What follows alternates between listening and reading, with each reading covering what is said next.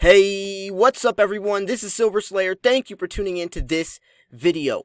So, I've been thinking a lot today about how similar the 2008 credit crisis, the financial meltdown, and the recession/depression in the 70s, how it boosted silver to $50 both times. And we're seeing a very similar pattern happening right now with COVID-19 in the markets. And both times before, when this happened, it shot silver up to $50. So will this happen again? And it's almost impossible for a recession not to take place after the after effects of COVID-19, since we've had to pump and use so much money that we don't have into the markets. So when I'm talking about $100 silver, it's theoretical, but it's definitely possible because of the extreme exaggerated extents that we're going to try to keep the world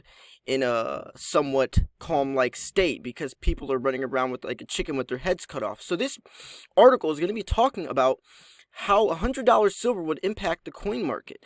What would $100 silver look like?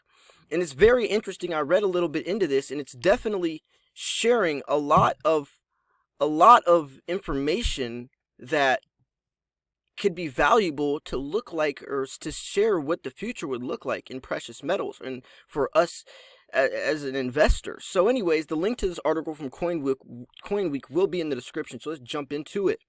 So rising bullion prices have often been a boon for the numismatic coin market. They enable precious metals investors to direct some of the profits from the sale of their own bullion holdings to numismatic pieces. This tends to have a substantial impact on the overall coin market because many large dealers sell both bullion and collector coins. Just as many individuals have positions in both areas. A lot of people do diversify. Besides, stacking bullion frequently spurs buyers to become interested in coins with numismatic value, from low premiums to rarer coins. The phenomenon has been seen for many years, or many times, including during two major bullion booms in the 20th and 21st century, in 1980 and in 2011. We saw that's both times when silver was $50, which I was talking about. When the market for collector coins was very strong at the same time, there was much action in the bullion market. This was especially true during the more more mature market of 2011 that coincided with a very successful August ANA's World Fair of Money in Chicago, held weeks before gold briefly went over $1,900 in early September. As far as bullion is concerned, by this time, investors were buying metals for different reasons than in 1980, when they were mostly trying to get rich quick or were concerned about double-digit inflation. In 2011, metals were seen as a hedge against a possible U.S. government default. As a way to diversify assets, gold was no longer mainly for bugs. In 1980, as gold and silver headed towards their all-time nominal peaks of $2,000 and $50, respectively, amid specular favor, news accounts emphasized the long lines of people bringing anything made by metal to sell, or of either metal to sell. But there was also a lot of activity in the numismatic market. In fact, after gold and silver reached their peaks and then began sustained descent, collector coins continued to heat up in the 80s as the 80s progressed, eventually driving common coins like generic grade and Morgan dollars to levels they've never seen since. So here is $100 silver. But would a run up to $100 spot silver be good for the coin market? How would we even get to that level? It's clearly one thing when silver goes from $10 to $50 an ounce, as it did from 2008 to 2011, and quite another if it were to say to hit $100 or more, perhaps at a time when gold spot reached $3,000 or more, a level that's often predicted to be reached within a matter as little as a year or several years by gold bugs. Silver usually tracks gold moves with a bit of a lag. And in recent years, even as gold prices began recovering from their lows of around $1,100 in late 2015, the price of silver has largely lagged, but some analysts expect it to outperform this year due to rising industrial and investment demand and a tightened supply.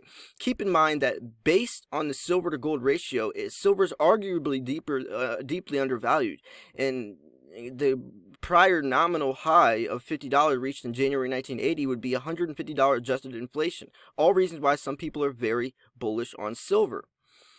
So for most collectors today, silver coins are where the real action is, especially coins priced at $150 or less, since relatively few people can afford to build collections with gold coins at spot at $1,600. This tendency has only strengthened in 2020 following a round of premium increased United States Mint on its precious metals products, and the fact most sellers are now required to charge sales tax below certain threshold amounts. These favors have priced many consumers out of numismatic gold coins, apart from perhaps common date grade pre-1933 U.S. coins, whose premiums have come way down, especially when the repatriation of the U.S. has gold coins from Europe and elsewhere in recent years. So here's someone, Jeff Garrett, a veteran coin dealer. He shares his perspective on $100 silver. So, past president of the American Numismatic Association and award-winning numismatic author, the coin analyst, said that a lot of these gold coins are being melted down because the market cannot absorb it all. Anything in less than a choice mint state is worth melt or very little above that amount. I sold some double eagles this week at 99% melt. So, as far as the possibility of $100 silver, Jeff said, if silver were to explode in price to the $100 or more level, it would have a huge impact on the hobby. There would probably be another numismatic gold rush similar to 1980 and 2009. Shops would have lines of people cashing in the boom by selling anything made of precious metals. There would also be a huge market for selling to speculators who are likely causing the price explosion. People like you and I cashing in. For metals to jump that high, there would probably be a breakdown in confidence of the US dollar. I'm not sure how that would affect things, and that's when I'm talking about the recession looming. A bullion boom could be caused by inflation, breakdown of confidence in the US dollar, etc. This should lead to interest from investors in rare coins and tangible assets. This happened to be big time in the late 70s and early 80s. Unfortunately, this sort of demand and jump usually leads to a market crash. Only healthy rare coins are fueled by collector demand. And that's what I'm talking about. When it does jump to this $50 level, it usually crashes really, really fast afterwards. But if we want silver to sit at that level and stay there, it has to be a more gradual approach. It has to be building up, slower and more gradually, letting the price build some support, some stability, get some legs underneath its feet, or some feet underneath its legs, and grow from there. It can't just happen overnight, or it's going to crash. Anything with minimal numismatic value would be head to melting pots. This includes 90% silver low-grade Morgan Peace dollars, host of other coins. This happened in mass during the 1980s silver boom. Just my opinion, I don't think public hold nearly much sterling silver, common coins, etc. as they did 20 to 40 years ago. A lot was sold in those market booms. So physical demand is key, by Ian Russell. We simply don't know what would happen if over time, perhaps a sudden response to a major economic shock or major disruption of the silver market supply squeeze or a collapse of futures markets, silver price reaches as high as $100. So a major online, he said it would take a lot to get to $100 silver. Such a major event of the type mentioned above would likely spur many people to want to acquire physical metal, and something along the lines of COVID-19. He also noted that the coin market is a good industry, which goes up whether stocks are up or down. We are in a situation now with gold and the stock market both going up. I don't know what that means. Silver price goes. It all depends on what the physical demand is. Look at the last year or two, since markets today are different than they are 5 to 10, 20 years ago. If gold and silver really skyrocket, it's going to come down to the number of people who want physical metal. It doesn't necessarily mean that premiums are going to evaporate, but that is definitely a possibility. That's a definite possibility, which is definitely true. It would be sold for its metal content. No collector attachment would matter. If there's a lot of demand from the retail public that wants physical metal and delivery of it, it can cause premiums to be much larger than today, even as the metals rise. There are some who think it becomes melt. I don't believe that.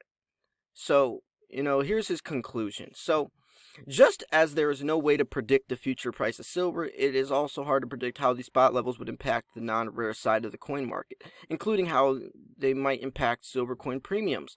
There are certain key unknown variables, like the level of physical demand for silver at the time, the available supply of coins, and the state of the economy and the coin market, which all help shape the outcomes. Overall, if $100 silver does not have to be detriment on the coin market, it can be beneficial to it, nor does it necessarily mean premiums would disappear, always as the devil is in the details. So, I like that. It gave a lot of different perspective and some stuff I want to talk about. So the main question is, who's going to pay $100 for an ounce of silver? Well, I can tell you who. In the industries, corporations. If you want the newest, latest iPhone, They need silver. Silver's used in dental alloys, space equipment, it's used in photography, it's used in mirrors, it's used in medical wall paint, it can purify water. It's used for so many things. Electric vehicles, we're going to the new age EVs with Tesla. Everything's electric cars now. Silver's used in those as it's the most highly conductive metal for thermal conductivity and electricity. So we definitely need silver. And if it's $100, regardless if it's $100, if it's $5, you know that they're going to need it. They're going to buy it, because if you want the latest iPhone, you better hope they buy it at least, or else the prices are going to be through the roof. So people are still going to buy it, just like with Bitcoin. When Bitcoin was $18,000, that's when most people bought Bitcoin. Was when it's at the highest, because that's when everyone's talking about it. That's when it's on the news. It's on YouTube videos. Your friends and family are talking about it. Everyone's buying it. Everyone's selling it. That's when people pay the price, because they want to get in right now, because they want to get rich quick. Now, not knowing that usually when it gets that high, it does tend to crash afterwards. That's why most people buy low, or buy high and sell low. It's supposed to be buy low, sell high. Most people buy high and then end up selling it lower after it crashes. But with that said, regardless, people will be paying $100 for an ounce of silver. We are lucky enough to get in beforehand, before the storm hits, or before, stuff hits the fan, and we can get our prices for cheaper. And that's why we know something that most people don't know yet, or aren't realizing yet. And sometimes it takes COVID-19, sometimes it takes a depression or a recession or a 2020 presidential election, or whatever the case is. For some people, it takes a major event, a catastrophic event. Other people like you and I, we see the potential beforehand, and that's why we get in while it's cheap. But anyways, I'm going to wrap this video up here. The link to this article will be in the description. Make sure you smash the like button. Make sure you subscribe if you're new, because I do post daily videos. This was Silver Slayer. I'll see you guys soon. Peace.